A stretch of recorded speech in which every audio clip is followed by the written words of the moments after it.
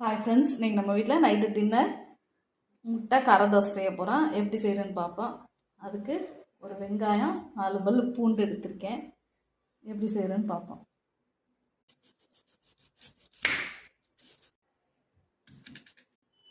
இந்த மாதிரி நீளமாக கட் பண்ணி எடுத்துக்கணும் வெங்காயத்தை. இந்த 4 பல் பூண்டை நச்சு எடுத்துக்குவோம். இதை செய்கிறதுக்கு ஒரு பவுல் எடுத்துக்குவோம். எல்லாத்தையும் சேர்த்துக்குவோம். ஒரு பவுல் எடுத்து கட் பண்ண வெங்காயத்தை எல்லாத்தையும் இந்த மாதிரி ஊற்றி விட்டுக்கணும்.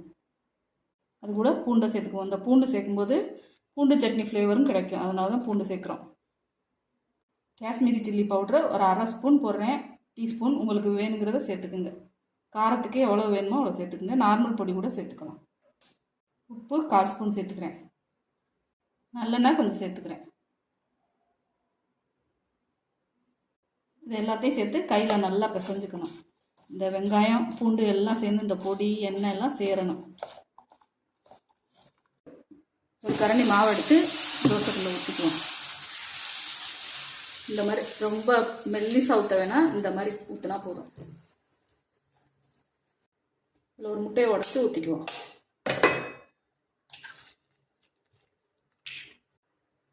முட்டையை நல்லா எல்லா பக்கமும் படுற மாதிரி இந்த மாதிரி தடவி விட்டுருணும்.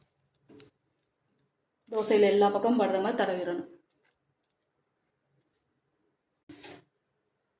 அது மேலே இந்த வெங்காய மசாலா ரெடி பண்ணி வச்சுருக்கோம்ல, அதை அப்படியே தூவி விட்டுருவேன். எல்லா சைடும் தோசையில் எல்லா சைடும் படுற மாதிரி. இதில் கொஞ்சமாக கடலெண்ணெய் சேர்த்துக்குவோம். ஒரு சைடு வெந்துருச்சு, திருப்பி போட்டுக்குவோம். 2 பக்கம் வெந்ததுக்கப்புறம் எடுத்துக்குவோம்.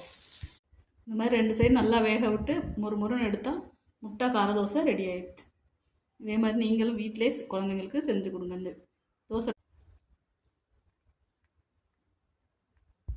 இந்த மாதிரி செஞ்சு சாப்பிடும்போது சைடிஷே தேவையில்லை, இப்படியே சாப்பிட்றலாம் சும்மாவே. குழந்தைங்களுக்குலாம் இதே மாதிரி வீட்டில் செஞ்சு கொடுத்தா ஹெல்த்தியாக இருக்கும், ஹோட்டலில் வாங்காமல். இதே மாதிரி நீங்களும் செஞ்சு பாருங்கள். இந்த வீடியோ பிடிச்சா லைக் பண்ணுங்கள், ஷேர் பண்ணுங்கள், சப்ஸ்கிரைப் பண்ணுங்கள்.